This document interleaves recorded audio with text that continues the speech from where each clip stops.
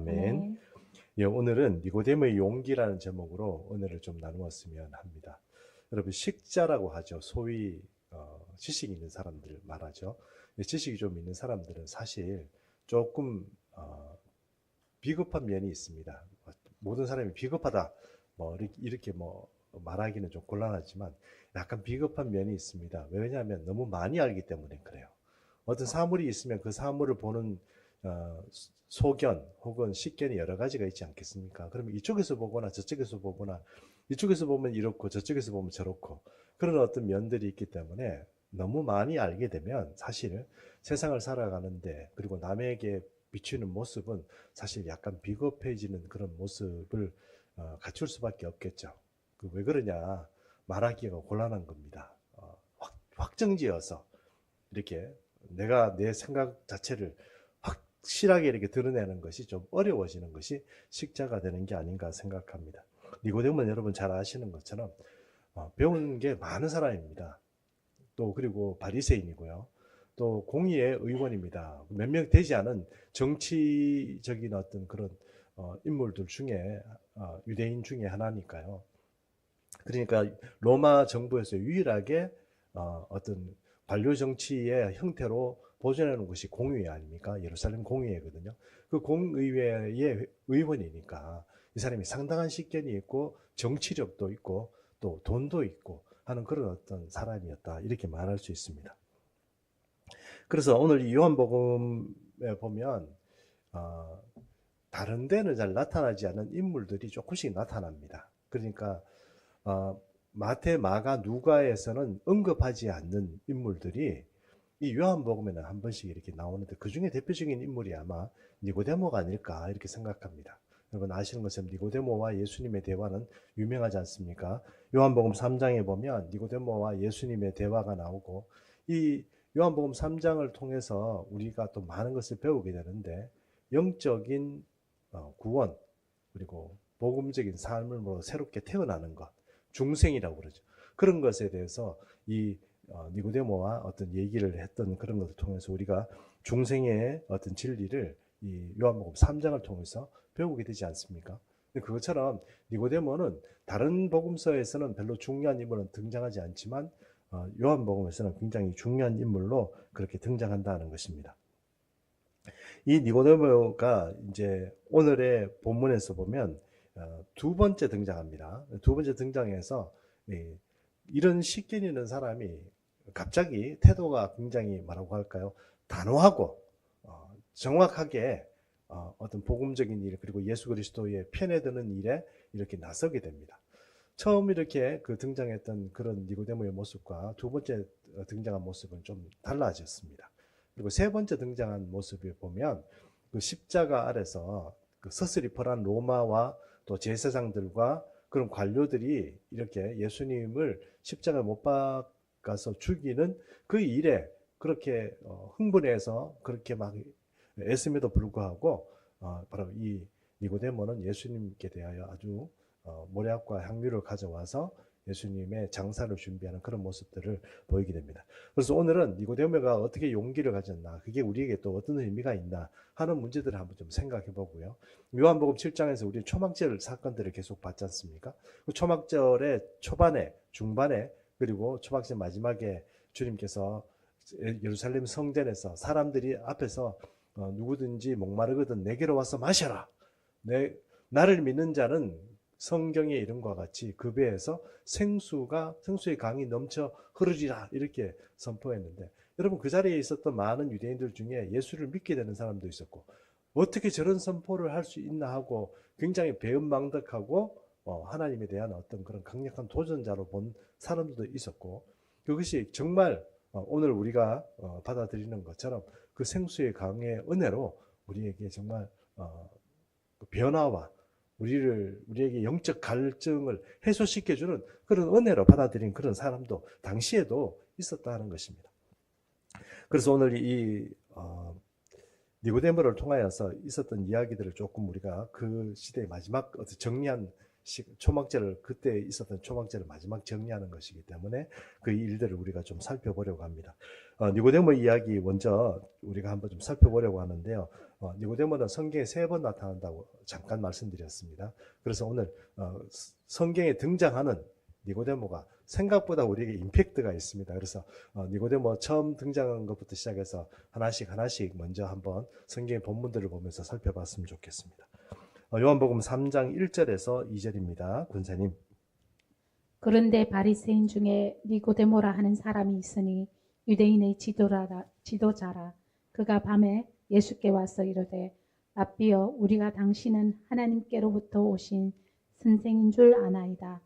하나님이 함께 하시지 아니하시면 당신이 행하시는 이 표적을 아무도 할 수 없음이니이다. 왜 하필 니고데모가 밤에 찾아왔느냐, 여기에 대해서 말이 많습니다만, 일정이 다 끝나고 예수님도 그 가르치시는 그 일정이 다 끝나고 찾아왔지 않겠나. 그러니까 니고데모는 좀 조용한 시간에 깊이 이야기할 수 있는 그 밤에 예수님을 찾아왔지 않겠나, 이렇게 생각하는 사람도 있지만, 또 어떤 사람이 이렇게 얘기합니다. 자기 위치가 있으니까, 남들이 보는 어떤 눈이 있으니까 이 사람이 피해가지고 낮에 막 이렇게 대놓고 막 대시는 못하고, 그래서 밤에 예수님 이렇게 사람들 눈치 보고 찾아왔다, 이렇게 말하는 분들도 있습니다. 어떤 게 맞는지는 정확하게 알지는 못하지만, 그래도 밤에 찾아왔다는 그 말 자체가 조금 다른 사람의 시각을 피하고 다른 사람의 눈치를 보는 그런 입장이었기 때문에 그렇게 오지 않았나 하는 그런 어떤 시각들이 있습니다. 결국은 니고데모가 예수님을 찾아왔다, 그것도 밤에 찾아왔다 하는 그 말의 의미는 사람을 의식하고 다른 사람의 자기의 어떤 처지나 자존심이나 위치, 이런 것들이 남들에게 위치가 노출이 되고 말거리가 되고 이런 것들을 좀 피해서 온 게 아닌가, 이렇게 생각하는 것입니다. 어쨌든 주님에 대한 호기심은 있습니다. 그분이 일으킨 영적인 어떤 역사 같은 거, 그것들이 니고데모에게 분명히 저 사람은 하나님으로부터 온 사람이다 하는 것들, 그런 감동을 준 건 분명합니다. 지적인 호기심도 있습니다. 저분에게 내가 이런 문제들, 그리고 어떤 구원의 문제들, 이런 것들을 좀 상담하고 이야기하면 뭔가 답이 오지 않겠나, 그런 생각을 가지고 있습니다. 그러니까 지적인 호기심도 있고, 또 영적인 어떤 놀람도 있고, 또 뭐라고 할까, 내가 어떤 처지에 나의 처지가 이렇게 노출되는 것을 좀 꺼리는 그런 여러 가지 면들의 복합적인 마음을 가지고 이 밤에 주님이 찾아온 모습, 그것이 요한복음 3장에 나타난 니고데모의 모습이라, 이렇게 말할 수 있습니다. 두 번째는 오늘 본문인데요. 요한복음 7장 50절 51절. 네, 권사님. 그 중에 한 사람 곧 전에 예수께 왔던 니고데모가 그들에게 말하되 우리 율법은 사람의 말을 듣고 그 행한 것을 알기 전에 심판하느냐. 이 니고데모의 용기가 어떤 거냐 하는 이야기를 조금 하기 전에, 여러분, 지금 이 장소는 공회입니다. 공회.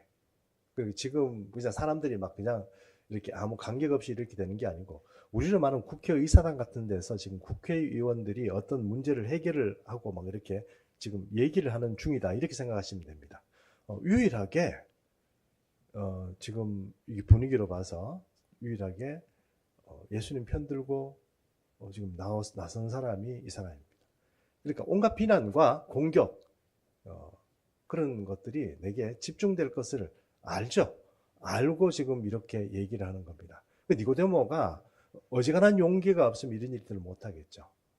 물론 이제 처음 예수님을 만났을 때 중생의 비밀 같은 것들을 깨닫게 된 이 니고데모는 분명히 뭔가 그 자리에서 깨닫고, 그 자리에서 그렇군요 하고 어떤 유레카 이러고 어떤 그런 외침은 없었지만, 그 이후에 그의 삶을 이렇게 계속 터치하고 만지시는 어떤 성령의 인도하심을 따라서 이 사람은 분명히 지속적으로 예수님을 두 번째 인정하고 그 성전에서 초막절에 예수님을 얘기할 때 그때 분명히 뭔가 조금 변화가 있었던 사람으로서 지금 이 사람이 두 번째 모습을 보이고 있습니다. 세 번째 모습은 어떤 모습이냐, 조금 긴데요. 요한복음 19장 38절 39절입니다. 권사님. 아리마대의 사람 요셉은 예수의 제자이나 유대인이 두려워 그것을 숨기더니 이 일 후에 빌라도에게 예수의 시체를 가져가기를 구하매 빌라도가 허락하는지라. 이에 가서 예수의 시체를 가져가니라. 일찍이 예수께 밤에 찾아왔던 니고데모도 몰약과 침량 섞은 것을 100리트라쯤 가지고 온지라. 예, 여기 보니까 100리트라라고 돼 있는데 리트라가 독일이 아닌 거죠. 로마 그 단위입니다. 로마의 어떤 질량을 재는 단위거든요. 리브라라는 어떤 단위라고 합니다. 이게 우리나라의 근하고 비슷해요. 근. 그러니까 이 100리트라라고 얘기하면 우리나라로 얘기하면 100근쯤 된다는 얘기예요. 100근. 100근이면 여러분 상당한 양이겠죠. 100근이면 상당한 양입니다. 뭘 가져든지 저도 이렇게 뭐 가끔씩 뭐 고추 가져와서 뭐 이렇게 하는 어떤 그런 것들 들어보면 몇 근 이렇게 하는데 보면 100근이면 상당한 양으로 인식이 되고 있습니다. 근데 이게 모래하고 침량이니까 여러분 이게 좀 고가의 재료입니다. 그렇죠? 고가의 재료인데 그걸 100근을 가져왔다? 이러면은 상당한 양이죠. 결국은 이 예수님의 십자가 사건이 있었을 때 이 두 사람의 다른 복음서에 나타나지 않은 그 인물 둘이 나오는데 아리마대 사람 요셉이 나타나고 니고데모가 또 이 십자가 사건에 등장합니다. 이 사람도 아리마대 사람도 그렇고 니고데모도 부자입니다. 상당한 실력이 있는 사람들이죠. 그런 사람인데 아리마대 사람 요셉은 예수님의 제자임에도 불구하고 뒤에서 후견하고 나타나지는 않았지만 왜냐하면 유대인들이 그렇게 예수님의 제자라고 하면은 출교를 해버립니다. 출교. 그러니까 너는 유대교에서 출교된다는 게 여러분 어떤 의미인지 잘 생각해 보십시오. 출교된다 그러면 교회 안 나가면 되지 뭐 이게 아니고요.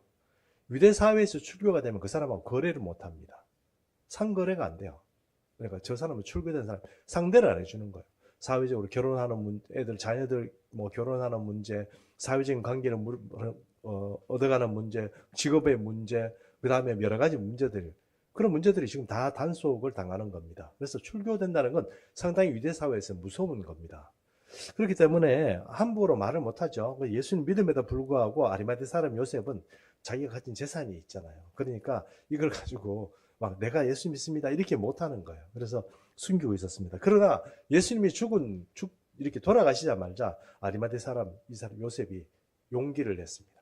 예수님 시체를 제게 주세요. 이래가지고 이분이 예수님의 시체를 빌라도로부터 인수해서 예수님의 시체를 장례를 치는 일에 이렇게 하게 됩니다. 그리고 또 니고데모가 100리트라 정도 가져왔다고 되어 있잖아요. 아까 말씀드린 것처럼 리트라라는 단위가 근 정도 되는데 그거를 100근 정도 가져왔다는 얘기는 어떤 얘기냐면 100근 이 정도 쓰는 양은요 상당히 고가에다가 또 일반적인 사람을 장례를 치를 때 쓰는 양이 아니고 왕이나 고위 귀족 이런 사람들을 장례를 치를 때 이게 쓰인다는 거예요. 그러니까 니고데모는 지금 어떤 생각을 하고 지금 이런 것들을 준비한 겁니까? 예수님을 왕이요 메시아로 인정하고 이 사람이 이거를 준비해서 가져온 겁니다. 남들이 그걸 알면 어떻게 되겠어요? 비난할 정도가 아니고 출교하고 뭐 이렇게 되지 않겠습니까? 지금 분위기로 봐서는 십자가 그 처형 장면인데요.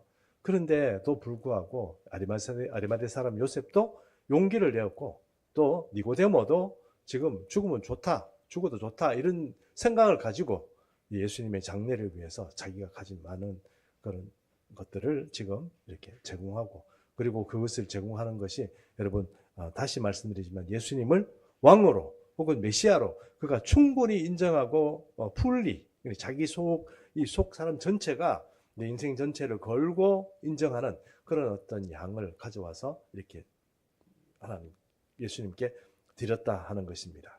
여러분 늘 요한복음에는 숫자가 나오면 긴장해야 된다고 그랬습니다.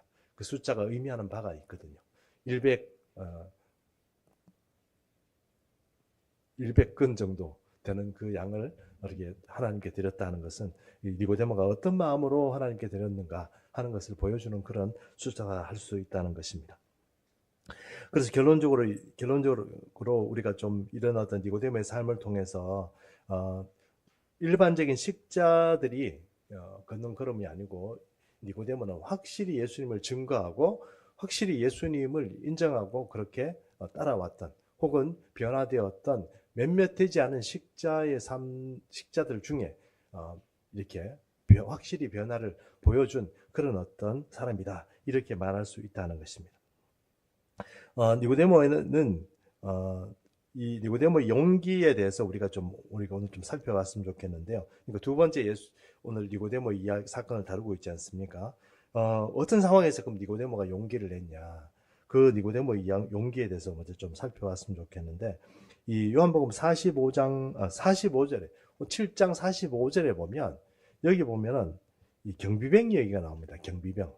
근데 우리 성경에는 경비병으로 되어 있지 않습니다. 우리 성경에는 아랫사람이라고 되어 있거든요. 근데 사실 우리 개역개정에는 아랫사람이라고 되어 있는데, 이게 조금 더 아랫사람이 누구냐 이렇게 얘기를 하면 곤란해지죠. 뭐 돈을 주고 사람들을 사왔단 말인가, 누구 뭐 이렇게 노비를 부렸단 말인가 이렇게 생각할 수 있습니다. 그래서 그렇게 생각하는 것보다는 그 성전의 경비병 이렇게 우리가 이해하는 게 좀 더 좋을 것 같습니다. 경비병들이 이렇게 돌아왔습니다. 그런데 대제사장하고 바리새인들이 화가 나가지고 경비병들을 막 이렇게 몰아세우는 거예요. 뭐라고 몰아세웁니까? 왜 잡아오지 않았냐? 예수님이 그날 초막절 마지막 날 제사장들이 실로암 물에서 이 금주자에 물을 담아서 제단에 물을 뿌리면서 이렇게 막 행사를 할 때 여러분 아시는 것처럼 주여 우리를 구원하소서, 주여 우리를 구원하소서 하는 그런 어떤 소리를 외치면서 7바퀴 돌고 제사장들은 은납을 불고 그런 상황에서 예수님이 고함을 치면서 누구든지 목마르거든 내게로 와서 마셔라 뭐 이런 말을 하고 그러니까 제사장들이 뿔이 난 거죠. 안 되겠다. 저거 정말 요번에 오늘 잡아서 족치고 죽여야 되겠다. 이런 생각을 한 겁니다. 그래서 이번에는 경비병들을 보고 뭔가 지시를 했는지 모르지만 왜 그렇게 소란을 끼치는 사람을 잡아오지 않고 그냥 놔뒀냐 하는 얘기를 지금 하고 있습니다. 그러자 경비병들이 이렇게 얘기하죠. 요한복음 7장 46절에서 49절 보겠습니다. 아랫사람들이 대답하되 그 사람이 말하는 것처럼 말한 사람은 이때까지 없었나이다 하니 바리새인들이 대답하되 너희도 미혹되었느냐? 당국자들이나 바리새인 중에 그를 믿는 자가 있느냐? 율법을 알지 못하는 이 무리는 저주를 받은 자로다. 여기서 율법을 알지 못하는 무리다 이렇게 얘기하는 것은 누구를 보고 얘기하는 겁니까? 원전은 예수님과 제자들입니다. 그러니까 원전은 예수님과 제자들이고 또 하나는 정확하게 그 타켓을 그렇게 말하지는 않지만 사실은 그 소리를 듣고 감동받아 온 이 경비병들을 하는 얘기입니다. 네가 무식해서 무식한 것들 뭐 이런 얘기거든요. 무식하고 율법이 없다는 얘기는 다른 말로 하면 배우지 못한 것들, 율법의 어떤 훈련을 받지 못한 것들 이런 뜻이잖아요. 무지한 것들이 제대로 알지도 못하면서 그런 얘기 듣고 와가지고 뭐 감동을 받아. 야 미혹됐냐 너희도? 그 얘기를 지금 하는 겁니다. 그렇게 얘기를 하고 그때 예수님께서 하신 이야기들 죄송합니다. 특별히 초막절 마지막에 그 성전에서 누구든지 목마르건 내게로 와서 마셔라. 나를 믿는 자는 성경에서 말한 것과 같이 그 배에서 생수의 강이 흘러 넘치리라. 이렇게 말할 수 있는 사람이 누가 있습니까? 그리고 그 얘기를 듣는 순간 어떤 사람들은 굉장한 적대감을 가졌을 겁니다. 지가 뭔데? 뭐 이런 생각을 했던 사람도 있을 거고 어떤 사람은요. 그분이 메시아로 그분이 일으켰던 기적과 이런 것들이 하나님으로부터 온 분이고 저분이 하나님이 보내신 분이고 저분 메시지는 우리를 살리기 위해서 나의 영적 갈증을 해소해 줄 수 있는 목소리로 들었던 사람도 있었단 말입니다. 그러니 이 경비병들도 사실 그런 사람들이죠. 그런 사람들이 와서 지금 그런 얘기를 하니까 그걸 그냥 무식한 것들 이렇게 하면서 계속 공격하는 이 사람들 그런 이런 분위기는 어떤 분위기입니까? 지금 내가 못 배워서 그렇다 뭐 이런 얘기죠. 결국은 예수님에 대한 공격입니다. 예수님을 어떤 면에서 우리가 한번 살펴봤습니다만 지난 시간을 통해서 예수님의 어떤 면을 공격합니까? 그가 갈릴리 출신이란 거. 갈릴리 출신이 뭐가 문제가 됩니까? 갈릴리 출신에서 뭐가 선한 것이 나오냐 이렇게 얘기하는 거잖아요. 그 사실 여러분 아시는 것처럼 예수님 베들레헴에서 났습니다. 그래서 애굽으로 도망갔다가, 여러분 아시죠? 베들레헴 주변에 2살 이하는 헤롯이 다 죽여버렸잖아요. 그걸 하나님께서 꿈에 요셉 보고 야 빨리 도망가라 이래가지고 이집트에 가서 2년 동안 계시다가 돌아왔는데 베들레헴에는 못 돌아가고 나사렛에서 키웠잖아요. 키우고 나사렛이라는 동네 자체도 좀 후진 동네인데 그 동네에 이렇게 계시다가 이제 아버지 돌아가시고 이러니까 거기서 먹고 살 게 없어요. 그래서 장자인 예수님이 동생들과 어머니를 모시고 갈릴리에 있는 가버나움으로 가셔서 이사를 가셔서 거기서 집을 사서 사시잖아요. 그러므로 여러분 예수님께서 거기서 성장하시면서 공동회를 거기서부터 시작하시잖아요. 그러니까 유대인들 보기에는 율법도 잘 모르고 배운 것도 없는 게 나와가지고 지금 갈릴리 출신이 선지자가 어딨냐 거기에서 이렇게 얘기하는 겁니다. 말 그대로 지금 이 사람들이 뭔가 좀 잘 모르는 겁니다. 그러니까 제대로 된 예수님의 이력을 살펴보거나 그 이야기를 제대로 듣거나 이런 게 아니고 그냥 지금 흥분해서 지금 하는 얘기입니다. 그래서 그런 게 어딨냐 뭐 이렇게 얘기를 하게 되는 것입니다. 근데 첫 번째 그런 분위기에서 니고데모가 어떤 51절 52절에서 말한 것처럼 그런 용기 있는 말을 하기가 쉽지는 않았을 겁니다. 쉽지는 않았을 겁니다. 그러나 그럼에도 불구하고 니고데모가 자기가 공격당한 것을 알면서도 용기를 내서 그런 얘기를 한 것이죠. 그리고 또 이 이야기는 굉장히 중요한 어떤 그 니고데모의 어떤 통찰이 있습니다. 오늘 51절 말씀 다시 한번 읽어주시겠어요? 우리 율법은 사람의 말을 듣고 그 행한 것을 알기 전에 심판하느냐. 우리 율법은 입니다. 그러니까 우리가 너도 얘기하고 나도 얘기하는 이 율법 말입니다. 이 율법, 모세의 율법 말입니다. 이 율법은 사람을 그 사람 말하는 걸 들어보지도 않고 그리고 그 사람의 행위를 알아보지도 않고 그냥 심판해가지고 처리하느냐 그 얘기를 지금 하는 거거든요. 절차상에 문제가 있다는 거 그거 그렇게 하면 안 되는 거잖아. 우리가 율법을 가지고 율법을 모른다고 지금 사람들을 티박하고 그 사람들을 지금 압제하려고 하는데 그럼 우리 율법은 그 사람을 불러서 말하는 걸 듣고 그 사람의 행위도 한번 알아보지도 않고 바로 심판하느냐 그 얘기를 지금 니고데모가 하는 얘기입니다. 공회에서 그렇게 얘기하는 거죠. 여러분 JMS라는 이단 아십니까? JMS? 지방에서는 좀 JMS가 활동을 좀 이렇게 잘 안 하는 걸로 알고 있습니다만 수도권 쪽에서는 굉장히 유명하죠. 이 JMS 정명석이라는 사람이 정말 여성들 그리고 젊은 여성들을 참 이렇게 꼬디게 성적으로 유린하는 그런 일들을 많이 했잖아요. 그 유린 당한 사람들이 여러분 고발을 하잖아요. 고발을 하면 그 고발하는 것들이 자꾸 뭉개지는 거예요. 빨리빨리 일이 진행이 되고 뭐 조사도 하고 막 경찰들이나 검찰들 이런 사람들이 막 조사도 하고 이렇게 뭐 일이 진행이 돼야 되는데 잘 안 되는 거예요. 뭔가 자꾸 뭉개지고 지금 하고 있습니다. 좀 가만히 계세요. 자꾸 이런 식의 응답이 이 피해자들에게 오는 거예요. 이거 제가 만든 얘기 아닙니다. 여러분 아시잖아요. 다. 고발 프로그램을 통해서도 알려졌잖아요. 나중에 알고 보니까 어떤 일이 있었습니까?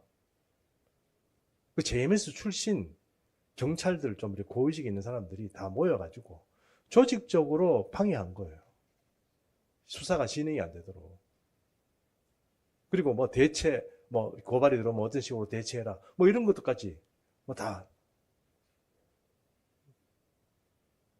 대한민국의 경찰이 그런 거 하라고 배지에 달아준 게 아닐 텐데 계급장 달아준 게 아닐 텐데 총경 출신도 그런 사람이 있었고요. 그러니 여러분 일이 진행하는데 이런 어떤 불의하고 정의롭지 않은 사람이 이렇게 앉아가지고 법의 어떤 문제를 이렇게 처리하고 있으니 이 주변에 있는 사람이 아무리 억울하다고 막 해도 이게 일이 진행이 안 되는 거잖아요. 근데 사람에 따라서 감정에 따라서 기분 나쁘다고 아니면 이익에 따라서 어떤 법이 집행이 되고 그 누가 앉아 있느냐에 따라 가지고 그 사람 때문에 뭔가 법이 좌우로 된다 그러면 참 불행한 일이죠. 그게 바로 이 정명석 통해서 우리가 기독교인들이 조금 이렇게 좀 섭섭하게 생각하는 어떤 경찰의 모습들이 거기에 있습니다. 경찰들이 다 나쁘다고 한 얘기는 절대 아니라는 거 아시겠죠? 그런 사람들이 있더라는 겁니다. 정명석건이 아니고 이 니고데모도 사실은 여러분 굉장히 정확한 사람이죠. 이 사람이 강정적으로 지금 예수님 편을 들겠다는 얘기가 아니잖아요. 왜 예수님이 하는 이야기도 안 들어보고, 그리고 또 그분의 어떤 일으킨 역사 같은 것도 한번 제대로 검토도 안 해보고 그냥 불러와가지고 막 시곤돈해가지고 막 그냥 이렇게 막 죽이려고 하느냐, 그 얘기를 지금 하는 거잖아요. 우리 율법은 그렇게 시키냐, 우리 율법이 그렇게 시키냐, 지금 그 얘기를 하는 겁니다. 그러니까 절차상에 문제가 있다고 정확하게 지금 이렇게 니고데모가 얘기하는 것입니다. 그리고 세 번째, 그런 자, 이 사람들이 인신공격을 하는 겁니다. 니고데모 보고 뭐라고 공격합니까? 너도 갈릴리 사람이냐? 이렇게 공격하는 거예요. 너도 갈릴리 사람이냐? 이게 그 편이냐? 혹은 그런 면일 수도 있지만 너도 그 사상과 거기에 이렇게 나와 있는, 그러니까 예수님의 제자들이 대부분 갈릴리 사람들이잖아요. 그러니까 갈릴리 어부들 이런 사람들 아닙니까? 그러니까 그 무리에 속해진 너도 갈릴리 출신이냐? 왜 그렇게 무식한 소리를 해? 그 얘기잖아요. 그러면 니고데모는요, 그 예루살렘 공회 출신이면 다 아는 정도의 상당히 실력 있는 집안이고 배운 것도 많은 사람입니다. 부자고 똑똑한 사람입니다. 그거 다 알아요. 다 알면서도 어떻게 합니까? 지금 공격하는 거잖아요. 비난하고 막 이렇게 하는 거죠. 그럼 여러분, 우리는 이렇게 생각합니다. 우리가 젊을 때는 예수 잘 믿으면, 예수를 잘 믿고 어떤 예수님을 은혜를 힘입어서 우리가 사회에서 삐된 존재로 나타나기 시작하면 많은 사람들이 호응하고 우리를 모범적으로 생각하고 우리를 칭찬하고 따라올 것이라고 생각해요. 그러나 여러분, 어떤 경우에는 우리는 말도 못할 비난과 어떤 마음에 힘들 만큼 그렇게 우리 인신공격을 하는 사람들을 만나게 됩니다. 예수 제대로 믿으면요, 그렇게 하지 마세요. 당신만 생각에 그렇게 하면 되는 거예요. 이런 식으로 공격당하는, 그럼 당신은 자기 생각에 사로잡혀가지고 이런 식으로 공격당하는 분들이 많이 그런 경우가 생깁니다. 아무리 정의롭고 공의로운 이야기를 하더라도 사람들은 사람들을 판단할 때 주변의 시류나 사람의 어떤 평판이나 이런 것들을 가지고 사람을 평판하게 됩니다. 그럼 여러분, 우리가 오늘 이 시대를 살아가면서 믿는 그리스도인으로서 바른 삶을 살려고 하면 사람들이 칭찬하고 아이고 박수 쳐줄 것 같지만, 저 사람 당신은 정말 진정한 그리스도인이군요 하고 박수 쳐줄 것 같지만 미쳤군, 혹은 뭔가 덜 떨어져 가지고, 혹은 의지가 약해서 예수를 믿고 거기에 따라간 그런 사람으로 우리를 평가하고 그렇게 이해를 한다는 거예요. 옛날 얘기입니다만, 제 부모님들은 믿지 않을 때 우리 부모님들은 제가 교회 다닌다고 그러면 절대로 교회에 미치지 마라고 얘기했거든요. 교회에 미치지 마라. 그 얘기가 우리 부모님들이 항상 제게 하는 이야기였는데, 그 사실 예수를 미치지 않는 사람이 어떻게 예수를 믿겠어요? 어떻게 정신이 똑바로 박힌 사람이 예수를 믿을 수 있겠어요? 어느 것 하나가 예수님이 우리의 구원자가 됐다, 그걸 믿어야 우리가 구원을 얻는다, 그 말에 사람들이 여러분 순응하겠습니까? 그게 이성적으로 믿어지는 얘기입니까? 예수를 하여튼 미치지 않고는 예수를 못 믿는다는 것처럼, 오늘 니고데모는 예수님을 만남으로부터 시작해서 그리고 그의 삶을 평생 동안 이렇게 쭉 지나서, 오늘이 초막절이잖아요. 초막절이 지나고 그 다음 6월절쯤에 예수님은 돌아가시게 되거든요. 그때까지 예수님은 점진적으로 점점 더 그리스도의 사람으로 이렇게 변화되어 가는 모습을 성경을 통해서 우리가 만날 수 있게 된다는 것입니다. 오늘 여기에 보면은 니고데모가 우리 율법이 사람을 알아보지도 않고 그러니까 그 말을 들어보지도 않고 그의 행위를 달아보지도 않고 심판하느냐, 이렇게 말하는 것은 우리 이 유대인들이 가지고 있는 그런 어떤 생각과 니고데모가 정면으로 대항하고 정의로운 것이 뭔지, 공의로운 것이 뭔지를 이렇게 용기 있게 내어놓은 그런 어떤 행위라고 그렇게 말할 수 있습니다. 오늘 니고데모 이야기를 통해서 우리가 몇 가지 점을 우리가 좀 이렇게 교훈받을 수 있다고 생각합니다. 첫 번째는 성령의 역사가 사람을 만들어 갈 때요. 하나님의 역사가 사람을 만들어 갈 때 급진적인 그런 어떤 변화를 일으키는 경우도 있습니다. 급진적인 변화라는 것은 내가 세상에서 아주 악한 사람으로 살아가다가 어느 순간 대번에 한 번만에 이 하나님을 알아보고 빛된 존재로 팍 변하는 거예요. 그런 사람이 우리 주변에도 한 번씩 있습니다. 그런 사람 만날 때 참 놀랍다 이런 생각이 듭니다. 그러나 어떤 사람은 그리스도인으로 변해가는데 상당한 시간이 걸리고 그것이 급진적이라기보다는 점진적으로 변하는 모습을 보일 때가 있습니다. 예를 들어서 알코올 중독자 같은 경우, 그리고 저는 옛날에 담배를 피웠다고 그랬잖아요. 니코틴 중독이 된 사람이 그 중독을 끊기가 굉장히 힘듭니다. 그리고 우리가 알지 못하는 내부적인 어떤 그런 갈등과 그런 충동을 이겨내면서 그 습관들을 이겨내면서 견뎌내면서 그 알코올 중독과 그리고 니코틴 중독을 극복하거든요. 근데 그 극복하는데 여러분 자기 힘으로 되느냐? 자기 힘으로 안 돼요. 하나님의 은혜로 되는 거거든요. 그런데 그 어떤 점진적인 과정, 그런 것들을 중독 같은 것들을 이겨내는 것처럼 니고데모도 여러분 다시 말씀드리지만 이 사람은 식자입니다. 배운 게 많아요. 그 배운 게 그리스도를 받아들이는 데는 굉장히 장애가 됩니다. 다른 유대 관원들도 마찬가지고 바리새인들도 마찬가지고 왜 그들이 예수를 잘 못 받아들입니까? 배운 게 너무 많아서 그래요. 아는 게 너무 많아서. 그 틀에서 예수님이 이해가 안 되니까 자꾸 거부하고 예수님을 죽이려고 그러는 거 아닙니까? 그런데 그것들이 벗겨지고 니고데모는 예수님을 제대로 발견하고 그 빛된 존재를 알아차린 것 아닙니까? 근데 그것처럼 그 니고데모의 삶에는 자기가 가지고 있었던 이런 어떤 율법적인 어떤 그 틀들이 조금씩 벗겨지면서 점진적으로 주님 앞에 변화되었다 하는 것입니다. 그럼 여러분, 우리의 삶은 급진적인 그리스도인으로서의 변화도 있지만 오늘 하루, 그리고 내일, 다음 주, 그 다음 주, 그리고 2026년도 12월 31일 그 순간이 되기까지 우리 스스로 주님 앞에서 나날이 새롭게 되고 나날이 우리에게 드리워진 이 어둠의 그림자들이 벗겨지고 이 껍질들이 벗겨지고 던져지는 그런 은혜들이 우리 가운데 있다는 것입니다. 성령께서는 하나님의 사람들에게 그렇게 역사한다는 것. 니고데모가 보여주는 삶이 바로 그렇다는 것입니다. 용기 내지 못하는 그런 용서하십시오. 쫄보 같은 그런 확실하게 말하지 못하는 그런 약간 비겁한 식자의 모습에서 결국은 십자가 질 때는 자기의 모든 것들을 털어서 주님을 신앙 고백하는 그런 어떤 모습으로 변화되는 것처럼 우리의 삶도 급진적인 면도 있었겠지만 이제 오늘 우리가 한 주 하루하루 살아가는 모든 순간에서 우리가 점점 더 주님의 사람으로 그리스도인의 사람으로 살아갈 수 있는 그런 어떤 결단하고 용기를 낼 수 있는 그런 사람으로 우리도 변화시켜 간다 하는 것이 바로 하나님의 일이다 하는 것을 우리가 이 니고데모의 삶을 통해서도 배울 수 있다는 것입니다. 그리고 니고데모가 이 유대인과 싸울 때 피 터지게 싸운 게 아닙니다. 고성을 질러가면서 멱살잡이 해가면서 여러분 니고데모가 그 유대인들과 싸운 게 아닙니다.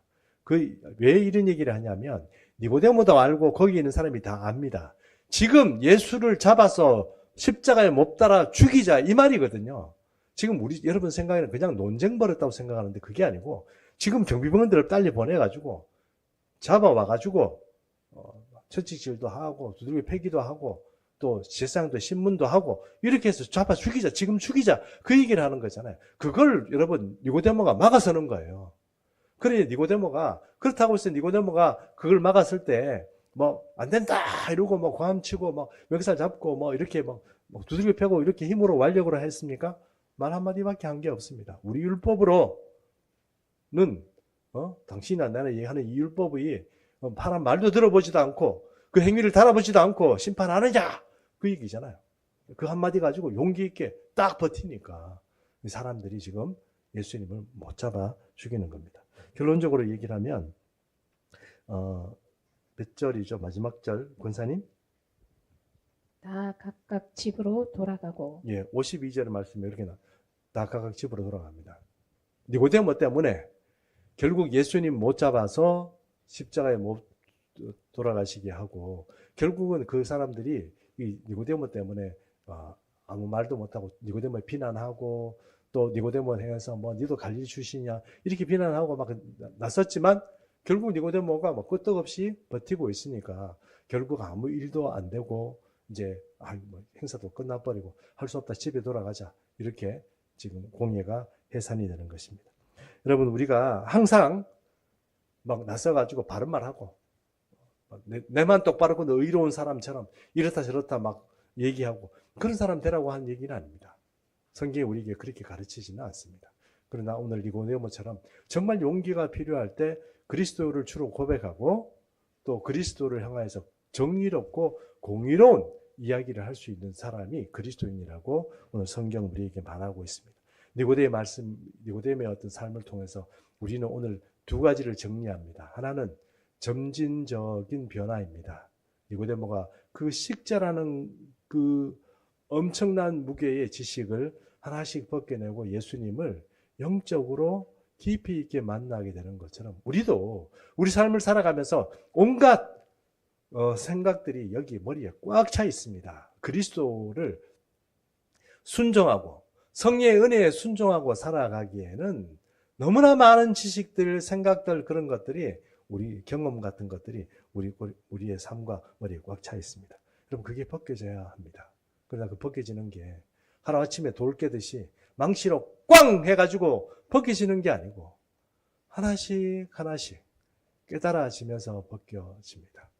그렇게 벗겨질 때 우리는 정말 그런 감격적인 은혜라고 할까요? 하나님의 감동 같은 것들이 있습니다. 그런 은혜가 우리에게 있다는 것을 기대하면서 늘 주님 나는 왜 이렇게 확실하게 좀 변화되는 게 없어요. 이렇게 생각하지 마시고 하나라도 조금씩 나의 습성과 습관과 생각 이런 것들이 하나씩 좀 벗겨지는 그런 어떤 인생을 살아야 되겠고 두 번째는 정말 필요할 때는 그리스도인으로 정말 용기 있게 세상과 또 모든 주변 사람 앞에 확실하게 자기를 나타낼 수 있는 그리스도인 그런 그리스도인으로 용기를 내고 믿음의 용기를 내는 그런 그리스도인으로서 우리가 세상으로 살아가야 되겠다 하는 것입니다. 니고데모의 삶을 통해서 우리는 이 두 가지를 우리가 배운 것이라고 생각합니다. 오늘 니고데모의 삶을 통해서 우리는 이렇게 두 가지 점진적인 변화와 또 믿음의 용기 이 두 가지 돼서 교훈받았다고 생각합니다.